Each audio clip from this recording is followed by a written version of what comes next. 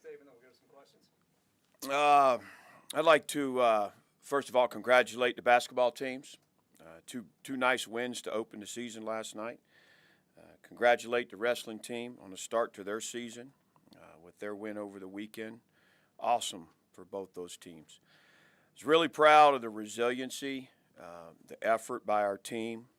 Physical football game, tough place to play against a good team. But several guys stepped up, which I was obviously very proud of. The efforts of our quarterback, our running backs, and the whole group around them, to be honest. Obviously disappointed in the outcome of the game. We weren't able to finish, which is something that we're addressing. I'm reflecting on. We have to be better there, and it starts with me. But also, disappointed in what happened at halftime with John Love and the situation with Syracuse's marching band. John's apologized. It's certainly not who we are as a program. It's not who John is. We have tremendous respect, not just for our bands, but for bands across the country and what they bring to college football. So unfortunate situation, regrettable situation, but lesson learned, certainly. We have great respect, I do, most do, for Coach Sweeney and his program at Clemson. Really carried the flag for our league for a bunch of years, double-digit wins year after year after year, a couple of national championships. So great respect. They've got a really good football team in all three phases. I know they're disappointed in Saturday, but looking at that film, arguably this is the best team we've played, from all phases. But we're excited about the opportunity. We're back in Lane Stadium. We got a sellout crowd, stripe effect. We need to get healthy and have a great week to give us the best chance to come out with a victory. I'll take some questions. I know it's early in the week. What kind of outlook do you expect with your own team? Yeah, they're both questionable right now. They're obviously better than they were. Kyron, better than he was last week at this time. Bashaw, probably yet to be determined.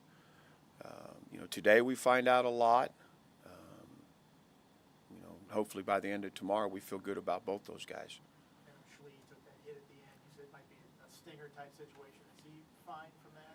Yeah, I think he's good to go. He's cleared to practice today. He's a little sore from both injuries. He had the one earlier in the game and then that one. So, but he's a tough guy. He's cleared to practice. And one other was Mansour. I didn't see him out there at the end. Yeah, he's questionable.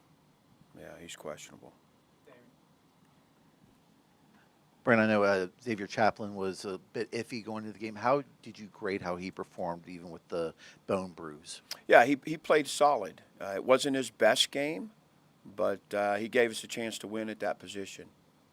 And I wanted to ask about Lath Gagnon. We saw him practice last week. I noticed he's not on the depth chart, but you mentioned a couple weeks ago that he was as good as being in the rotation. Are you expecting him to get back? Yeah, now, he's cleared from a health standpoint. It's about getting him greased back up and being able to play with great technique and fundamentals up front. So we'll have another week to work with him here, get him closer to ready, and it may be this weekend. I hope that it is.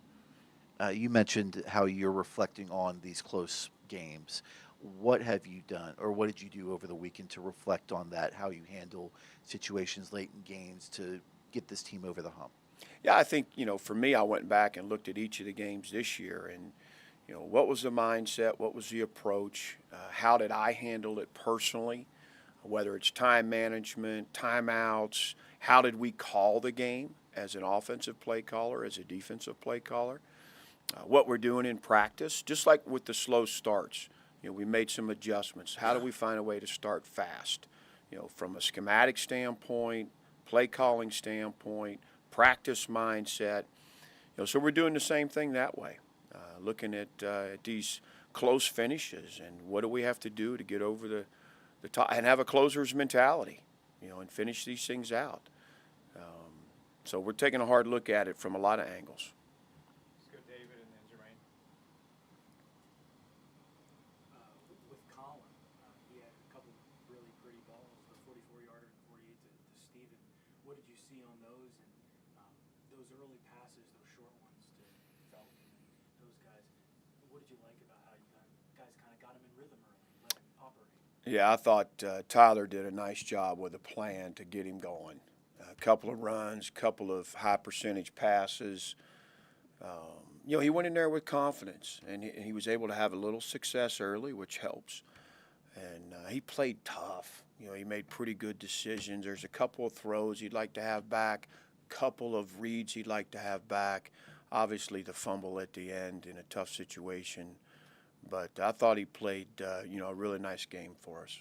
You're facing a good quarterback on Saturday in Club Nick. What stands out to you on film about just what makes him tick in the way he operates? I think he's a competitor. He's got great feet. He's got good speed. He competes like crazy. He's got a live arm. He's certainly much improved. He's playing with confidence. And he's got a good supporting cast. Everywhere you look, returns, I think, 4 starters up front. They give him good protection, good time. He doesn't get sacked. And he's got a great arsenal of receivers. He's got a talented tight end. They've got a ground game.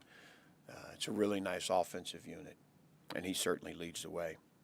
Back of the room, Jermaine. Coach, looking at comparing like this part of the year, last year, this year, you're obviously in a better opportunity. Just need one more of the last 3. What's the biggest thing you stress to your team saying, hey, look, we're in a good position. We still have a lot to play for, even though you're coming off some tough losses?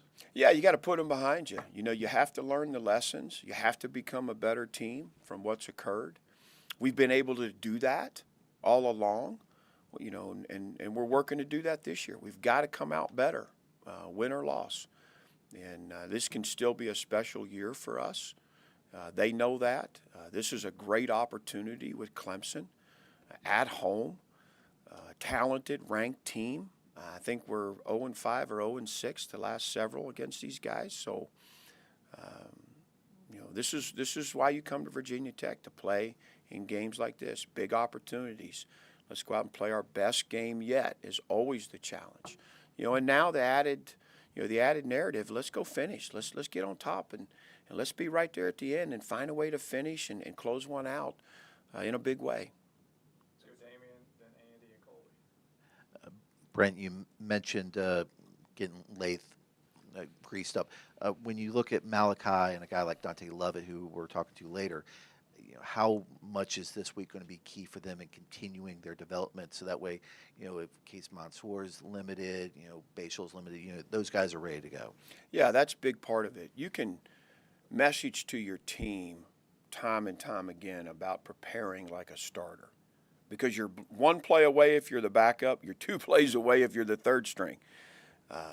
We had some great examples on Saturday. Not only did Colin and Malachi have to start the game, they both received injuries. They both had injury timeouts where Pop had to enter the game, where Coney had to enter the game. And there's a shot that Colin doesn't return or that Malachi doesn't return. If that's the case, all of a sudden, you're the starter. You're the guy that the team's dependent on. So great examples for our football team of a guy that, at the beginning of the week is potentially number 3 and all of a sudden has an opportunity to be number 1. Do you think Lovett, with the amount of snaps he's been able to get over his 2 years here, he's ready to take an increased role at this point this year if he's needed? Yeah, I think so. Dante's earned trust and confidence, over the last year and a half, not just on defense but on special teams. And, he gets more and more snaps each week. We're fortunate to have Mansour and Dorian. I think in some other programs, Dante rep count at corner would probably be higher. But Mansour and Dorian seem to play a bunch of snaps and play them pretty well. And, But I'm excited about Dante. It's a good opportunity for him today to take part in the press conference. You've shown some good resiliency in bouncing back from losses this year. In probably the Miami game is probably the best game you guys have played this year. And even though it ended in a loss, it was a good bounce back from the Rutgers game. Where does that mindset come from with this team of flushing a loss and turning the page quickly enough to be ready for the next game? I think the guys have, they've been able to put the last one behind us and approach the next one about let's go be the best team we can be. Let's go be the best version of who we are, the team that we know and believe we can be. I don't think we've done that yet. And I think everybody strives for that all year long. We need to go play our best game and come out of it with a victory. And that's what's going to be required against this group. That's the challenge. It's going to require our best game to go out here and get a victory. And we're certainly capable. You said afterwards you thought the communication from the officials wasn't very good before halftime. They were kind of trying to move the game along. Do you see clarity from the ACC on why that was the case or how that could be better explained to you in that situation afterwards? Yeah, so, we always meet on Mondays and talk through all the situations. And, there's certainly clarity now. There wasn't clarity in the moment with timeouts. There wasn't clarity. There was miscommunication with the time that would be on the clock. Had I had all the information and had it to do over, that's one I'd probably play out differently. In the past, I think you said Hazel, Christ, or sort of your trio of guys. Is that still the case in terms of discussing game situations like that? How does that work on the sideline? We have one staff member in the press box that has the book and 2-point plays and clock, and so he communicates on the headset. And then Brian's pretty busy with those quarterbacks, but he's part of it. And Mike's not in a headset, but he's well in tune with the game. And so I may have done that differently. I didn't like 2nd and 15. We played a pretty good half. There's part of me that would say, hey, we got a backup quarterback out here. Let's take it to the locker room. But had everything been presented, in the right way, in a timely fashion, I may have done that differently. And just as a defensive coach, I mean, you guys had an 18-point lead. It evaporated pretty quickly in the second half. Does that sort of gnaw at you? Yes. The big plays and things that happened to lead to that? Yeah, because if you make him earn it, I don't know that there's enough time left in the game to come back and win it. We give up the explosive, which you run a zero blitz. I mean, we're going to be aggressive, but you got to make the tackle. It should be a 10, 12-yard gain. And then we have a mental bust. A guy blitzes when he shouldn't, so we're short a forced player to the side of the screen. Back-to-back series, 55-yard play, 41-yard play. And then we turn the ball over, on their side. And it's even there, we get them to 3rd and 8, and we have a mental mistake that costs us, gives up a first down. So we didn't make them earn it. And against a good team, you don't make them earn it, you're going to be in trouble. So about the things that could have gone wrong went wrong right there. In a stretch of 3 or 4 series, and then the last series of the game. It's 2nd and 7. Let's get him to 3rd and long. We don't. It's 3rd and 1. It's 2nd and 7 again. Let's get him to 3rd and long. It's 3rd and 1. 2nd and 8. Let's get him to 3rd and long. It goes down to the 1-yard line. So, we just we didn't do what we needed to do defensively to turn the tide right there. Anything on Zoom for Coach? On Zoom, please use the raise hand feature to ask questions for Coach Pry.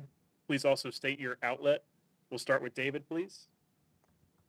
Brent, David Teal with the Daily Press. Just to be clear, you said that had everything been presented differently, you might have played it out in a different manner at the end of the half. You mean presented to you differently by your staff or by the officials? By the officials.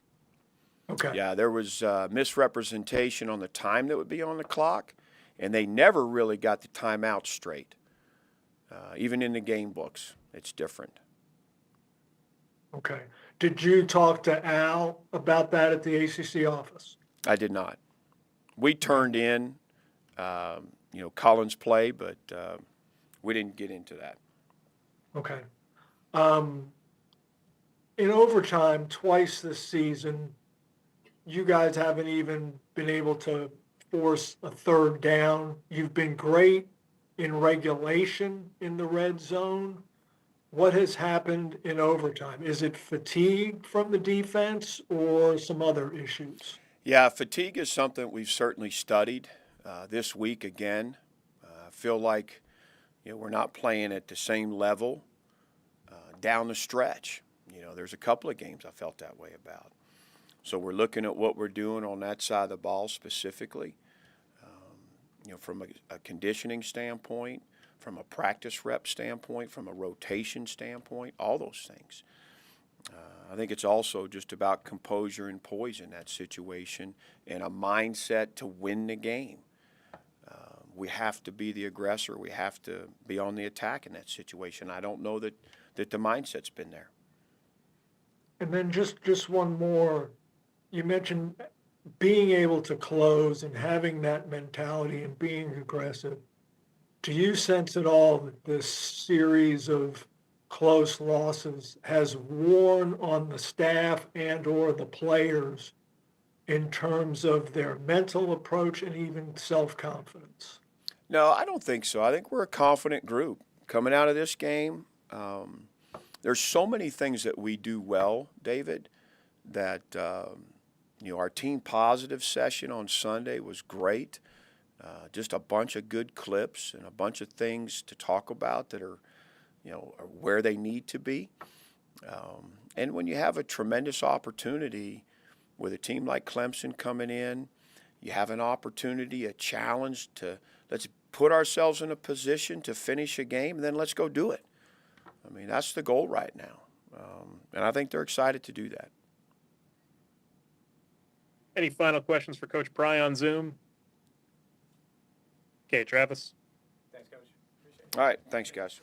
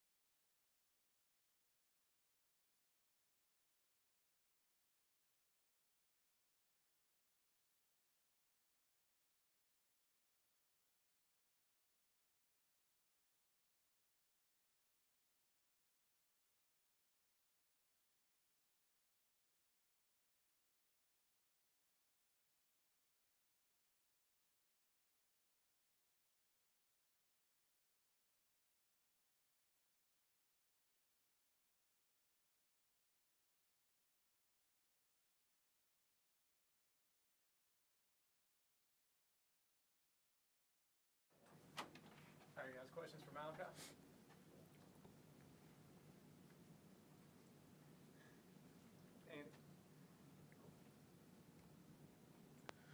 And Malachi, I don't know how much Clemson you've seen. What kind of challenge do you feel like they present, especially in the run game? I feel like they bring a big challenge. They have a lot more people in the box than we've seen in previous weeks, and they got a lot of people just flying downhill to fill in certain gaps in the run game. But, we'll always find a way to work around it, so I think it'll be good. Damon. Okay. Do you remember any other run defenses that you've seen that have been as good as Clemson that you guys have faced this year that you might be able to take bits and pieces of what you did to be successful and try to put it to use against the Tigers? Yes, I'd say Stanford's defense was pretty challenging for us for the run game. So, taking bits and pieces from that game and applying it to this Clemson defense.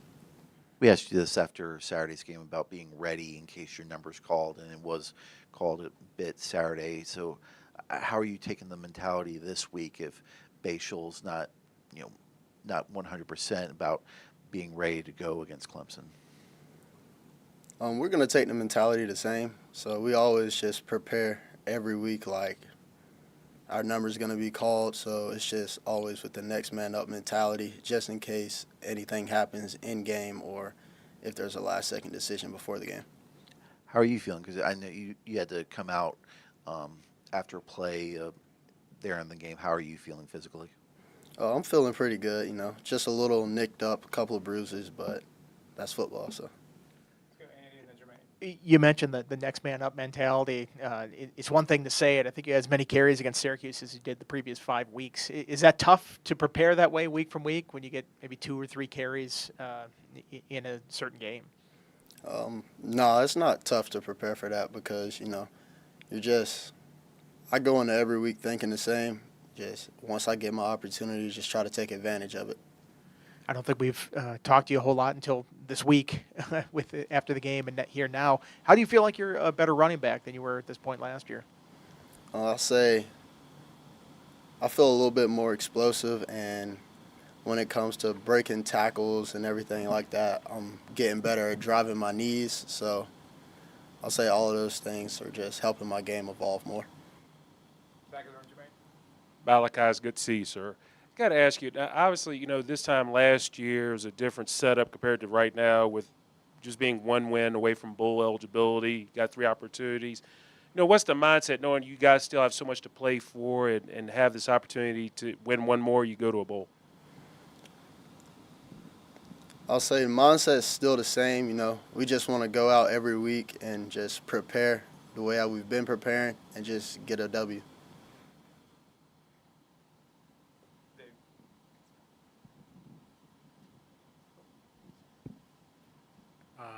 What is, I guess, from your perspective, Coach Brooks' coaching style as far as running backs go? And when you see a back like Bashal, your teammate, have as much success as he has this season, does that surprise you at all, or is that kind of what you see behind closed doors?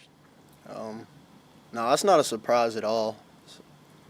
Coach Brooks, his coaching style is just very aggressive. He wants our unit to be the best position unit on the field. And so that's what we strive to be. Jeremiah came in and had a couple big carries in that game. What have you seen from him in his development? Tremendous growth. Jeremiah, he's starting to become like his own person, figuring out his running style and how can he, make more plays like he did earlier in that game. So I'll say it's good for Jeremiah. He's just still learning and becoming a great player. We all know what Bashal can do, but you and Jeremiah both stepped up and had big games. What do you feel like that says about the running back room as a whole? I think it shows that, although one running back may be down, the others are still just as good as the first one, so we're always just in an attack mindset. Anything on Zoom for Malachi? No questions on Zoom. Anything else in the room for Malachi? Do you have one? Thanks, Matt. Thank you. Thanks.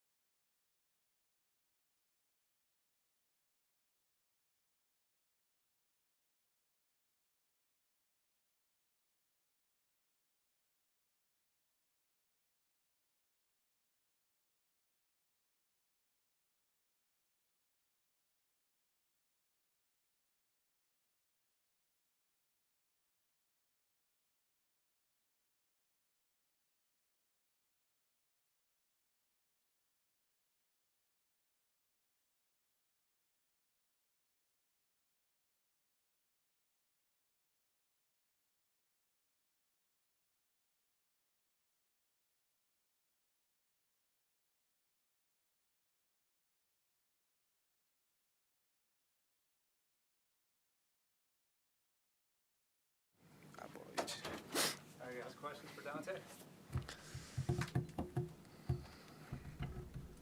Start with Andy. As a defensive player, how disappointing was it not to be able to close out the end of that Syracuse game? It was definitely tough. Like, we felt like we should have closed it out, but they had a really good drive coming down and just they punched it in the end zone. It was kind of disappointing, but as a team, like, we know that we got to finish better. It was a lot of details that we didn't, like, finish on that we know for a fact that we learned from our experience, and we know now not to make those same mistakes. So it was a hard one, but it'll be all right, though. We'll definitely get it fixed. I don't know how much Clemson stuff you've looked at. Your first impressions of them, it seems like they have some pretty explosive receivers, at least the young guys. Yeah, they definitely do. They got a lot of, like, good talent. They got, like, 2 5-star kids that play a lot, and they got a solid receiver, Antonio Williams. So they got a couple – it's going to be a tough game. So definitely going to have some good outside competition versus them. So it's going to be a really tough game. It's going to be a really fun game, actually, for me. I think it's going to be a good one. Dante, what's going to be a key to finishing against Clemson? What do you guys see on the defensive side that you need to do?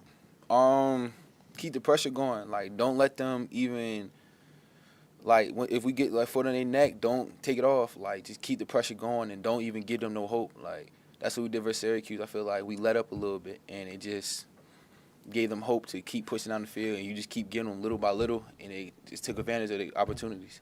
Did you sense against Syracuse when you guys let up off the neck a bit?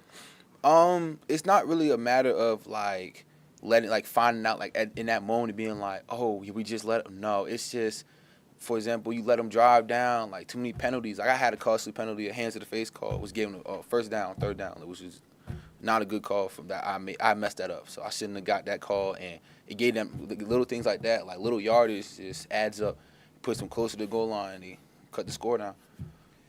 How do you feel being pressed into duty there in the fourth quarter when Mansour got nicked up?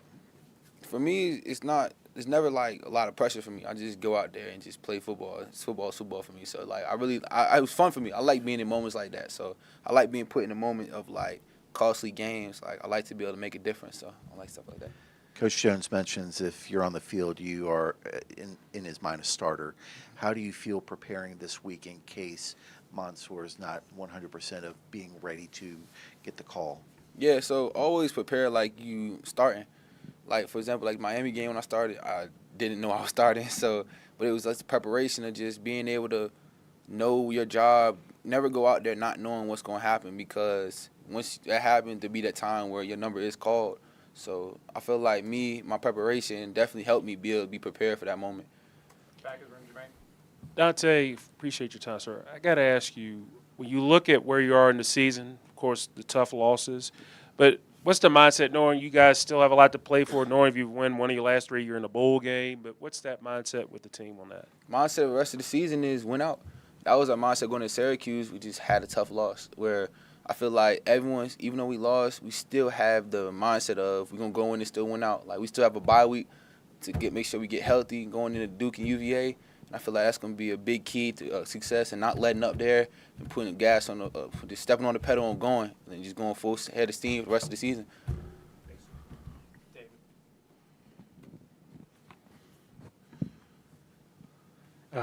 You go up against Colin Schley every day in practice. He had a couple really pretty deep balls in that game. Did anything surprise you about just kind of his confidence and the way he kind of came out and operated? Nah, not at all. Since day one, since he's been here, it's normal. Like the way he throw the ball, since first day we seen him throw, we was like, oh, he can really throw it. So was nothing surprising us about how he played. Like, we weren't nervous at all. We was just like, he'll be fine. He's been in moments like that before. He done played at bigger schools, so he definitely been in that moment. He definitely knew what to do, so he was good. Stephen Gosnell had his first career 100-yard game. I think over 100 yards in like the first half. I know you go up against him a lot too. What can you just say about his confidence and leadership and kind of how he ties the whole room together? Yeah, he's like a sleeper. Like, so a lot of the time people might not like a test for him, but like he's a really good player. Like, his route running is really good. Like in the spring, for example, his routes be really, really good. So, like, he's a hard one to guard. Actually, he's one of the hardest ones to guard on the team because he's so, like, So like he's quick. Like he might not be the fastest, but he's fast. Like you might not be able to catch him. Like he'll hit you to move and be gone. Like you try to catch him, it's not gonna work. So he's definitely a really good player though. Damien asked you a little bit about the second half. I'm curious, in the first half, in your mind, what worked so well for you guys, forcing turnovers and whatnot, and where do you feel like it was different in the second half, I guess?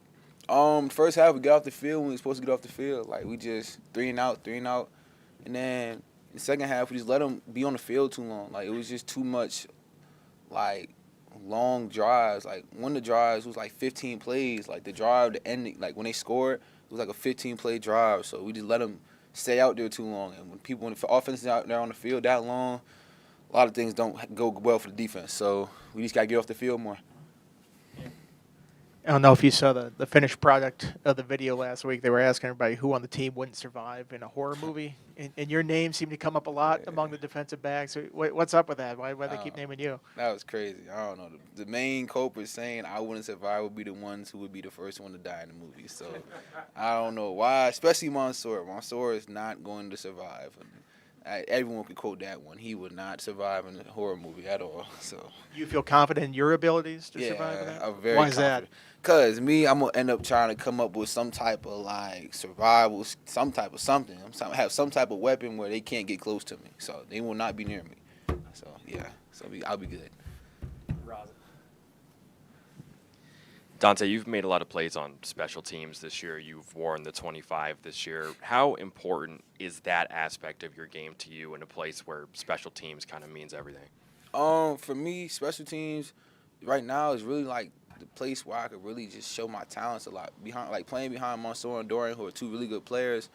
It's kind of hard sometimes to get on the field when they're out there all the time, and they're really good players, deservingly being out there. So when I'm on special teams, it just gives me a chance to go out there and make some plays, just somewhere where I know for a fact that I can make impact in the game. And I feel like being on special teams, I definitely could change the outcome of the game. Like a couple plays I made, it's like if they would have broken, they would have been out of there. And it's stuff like that where if you make them plays, you can change the outcome of the game. And I feel like that's the best way how special teams should be played. Like I saw a lot of the kids on our team play special teams, like try to change the game, like make an impact where you can. So It was around this time last year that you kind of got to see more reps on the field, and now you're out there a lot more often. Where do you feel you've grown the most in your game from this time last year to right now? For me, I feel like my biggest thing I probably grew on was probably my confidence. Like, I got a lot of confidence coming in, but not knowing what was actually out there. Like you play against some of the college guys, it's different in high school. So you might have confidence going in and get humbled real quick. But I feel like my confidence. We done played against some really good teams. I've been out there in the fire. So I feel like my confidence going out there is just I'm ready for whatever. I'm ready for all the challenges. So I feel like that's probably the biggest thing I grew on. That, and on top of my preparation for the games and watching film and things like that, just got better from last year. Like I wasn't really locked in on the specifics of the game, because college is a lot of like little things. Like it's so small things will mess you up. So I feel like that's one of the biggest things I worked on, details. Anything else for Dante?